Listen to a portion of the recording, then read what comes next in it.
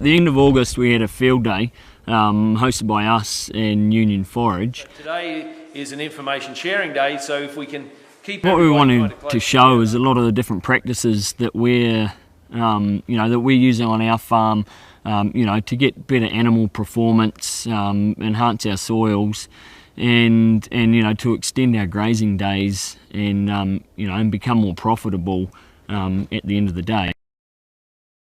A big part of that system is the annual forages. So we seed these, they're 1 year crops, and what we're looking to do is extend our grazing seasons and fill a part of the season where feed's not available at that time of year or not growing at that time of year. So these annual crops, specifically the brassicas that we use in a lot of our mixes, they hold their feed value for longer in the season. So they've got high protein levels, and we can grow a lot of biomass that has got good quality and good energy into the later part of the season, where typically your cereal crops for one and your perennial pastures here, their feed value declines. So we're able to utilise those higher quality feed at that later part of the season, and we've got that good biomass, lots of dry matter that we can use to get into the autumn and push into the winter.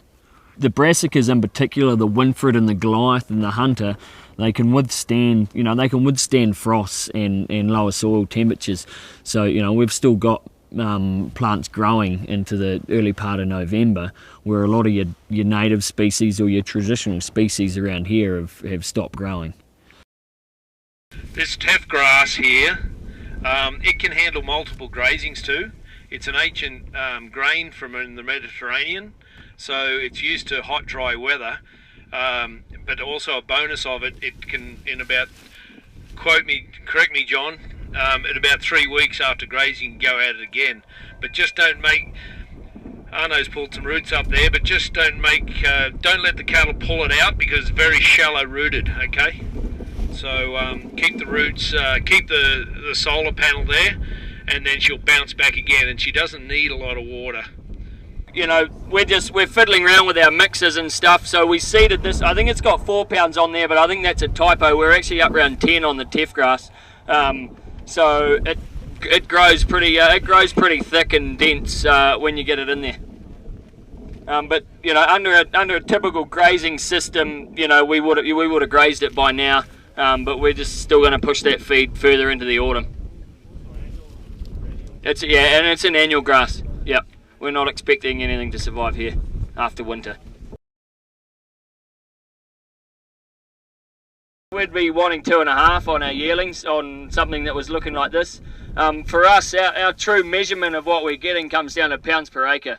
That's really what we go off. So I mean, obviously, if you can get your average daily gain up, then that all helps at the other end. But when we calculate our profitability, it all comes down to pounds per acre that we're getting off the land.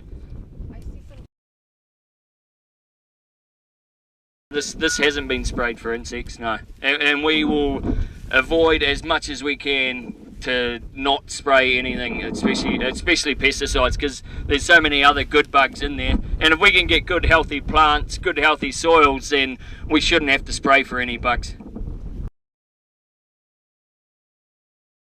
In this area here, I'm not actually too worried about the weeds. What we'll do, we'll incorporate that into our regrassing program too. So if we're looking to crop for 3 years, and then we're looking to go back into permanent pastures. So if this was if we were continually cropping, we might look to have a weed issue later on.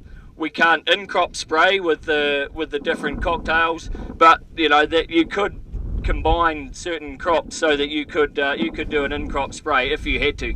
So we're not ruling anything out. We're just finding the right mixes that work for us and being able to adapt when we need to. And grazing is the other way too. So if we had cattle, if we had a real weed issue or we were worried about it, we'd get cattle in there and we'd graze it down. We'd strip graze it so we were getting that weed taken care of. This year my wife and I bought the neighbour's land, and we fenced it, and it's the first time it's been fenced for neighbours don't know how long. but we used half a litre glyphosate, 300 mils of humic acid, 200 mils of fish oil, and it was the same price as 1 litre of glyphosate. And we didn't use any fertiliser, putting a cocktail mix in like this from a winter swath grazing. And the soil was really low on N and P, so we're just trying to feed the bacteria and the fungi in the soil to get that going. So it's something I'm just trying. I don't know the whole science behind it yet, but this year it's really worked. And you're welcome to come down to Madden anytime and have a look at that before I swath it. But it was a similar mix to this without the teff grass, but it had the turnips and the kale and oats and hairy vetch and 4010 forage peas. So, but it's just something we're all learning about that as well. Nicole Masters out in New Zealand, she's getting us thinking that way. So the Goliath, with the season that we've got and the moisture that we've trapped underneath the ground there, this stuff's going to keep growing too. So, you know, it could potentially get another few feet tall anyway. It's got probably 6 weeks left that it can grow. Frost won't kill it and it'll stay green. So we'll, you know, that'll kind of determine when we swath this stuff too. And it's pretty tasty if you want to grab some. And we put the sunflowers in there for good measure too, just to brighten everyone's day when they're driving up the road. So sweet clover we seed at 10 pounds. We're not worried about any issues like nitrate issue or bloating issues or anything. We're not, no. Not with the mix that we've got. You know, and this is probably one of the best crops of sweet clover that I've seen. We've actually got some of it going to flower in its first year, which is, you know, not typical, but most of it's staying good, and the whole plant itself is still palatable. And so, you know, that's our legume in there to get that nitrogen and stuff back into the ground as well. The biggest thing about when you're grazing these crops is to introduce them slowly to the cattle. Don't stick them on there hungry. You know, they're going to take a week or two to get used to eating it and digesting it.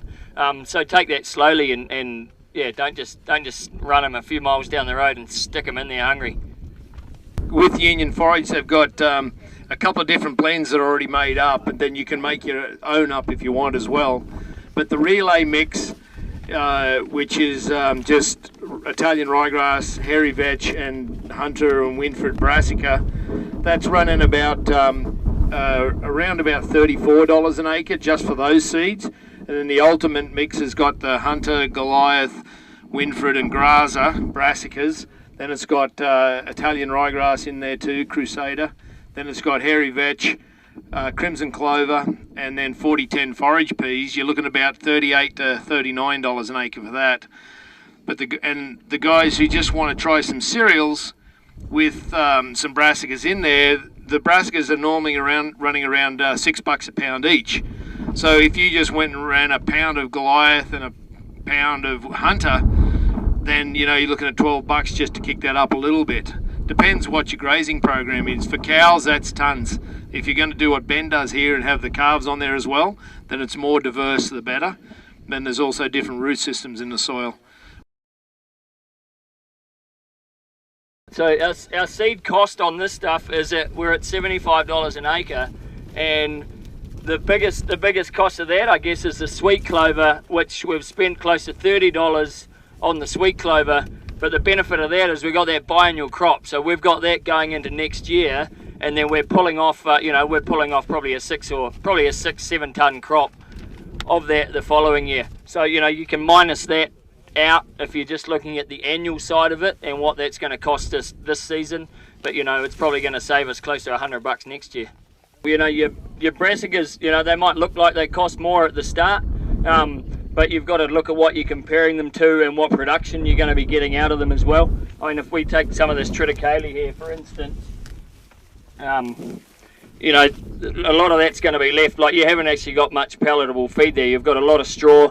We've got a bit of head, and there's not much leaf. Whereas, you know, we can take the brassica and look at that plant, and they're going to eat all of that. Every bit of that's going to be gone and utilised.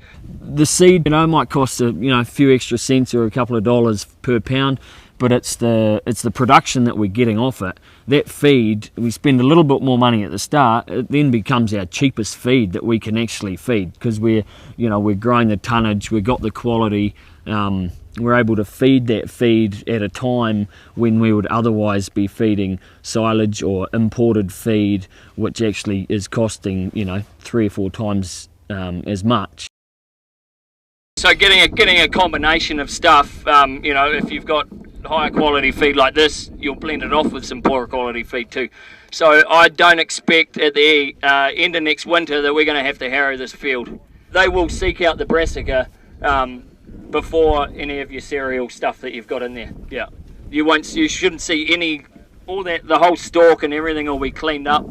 If you've got anything left behind, it'll be cereal straw if you've got cereals in there. So that's why we're toying with these mixes and working out what mixes work. And then on our grass-fed side with the grain, so we need to look at what other things we can supplement. So we're trying getting some grasses and other things in there too. With the swathers, we use an 18-foot swather at our place just because I want to keep those swaths lower. We don't have the number of cattle, and I find that they might trample more than what they eat, but so far so good. Whatever you got, you don't need specialised equipment for any of this bullshit. You just bloody well utilise what you got on the place and make it work for you guys. Doesn't matter if it's a seed drill, if it's a swather or the electric fencing system, just work with what you got and try and cut out the machinery slowly and steady. Right now, we've sold all our machinery. We've got 2 pieces of equipment left apart from my custom seeding drill, but got rid of the swather we rent back from our neighbour for $10 an acre. On the big 200 acres, another neighbour comes in and seeds that with his air drill, and it costs us $15 an acre. So it's still cheaper than owning equipment. So just use what you got. So when we're on that triticale, you know, we grazed this probably at least 4 times. Some areas would have been grazed 5 times. They were in a cell about as big as we were standing in for about 2 days at a time. We were really having to put the pressure on it to take it down, and in order to get that good vegetative growth, if we just went through and nipped that triticale, it was basically going to seed straight behind us. So we had to put that pressure on them, and we obviously didn't put too much pressure on them because they still perform. So it's just it's a management thing. You know, when you're grazing that intensively, you've got to know exactly what's happening. You don't want to wait 3 or 4 hours and get here late. You've got to do it at the right time and get them moved when they need to be moved. That way you're not putting any. You might be putting pressure on to keep the quality on your crop that you're grazing, but you're not putting any of that pressure on the cattle. The thing here about makers and changes, I guess, the best thing is to start small. Do 20 acres or do a small piece of your farm that you can that you can truly measure, and then you're going to know how successful you are. Measure everything that goes in, measure everything that comes out, and hopefully at the end of the day you should have a good result. And then it's about finding a way to multiply that system. A lot of what we've been doing over the last 5 years or 6 years has been exactly that. We've started small, and then we've just looked at ways to multiply that to do it on a larger scale and to fit in with our system. So I can't grow millet or sorghum in my area, but you guys out further east here in Saskatchewan can go to town. But there's other things that won't work out here. So it's about sharing. Just get to know who's in your area and see what they're doing.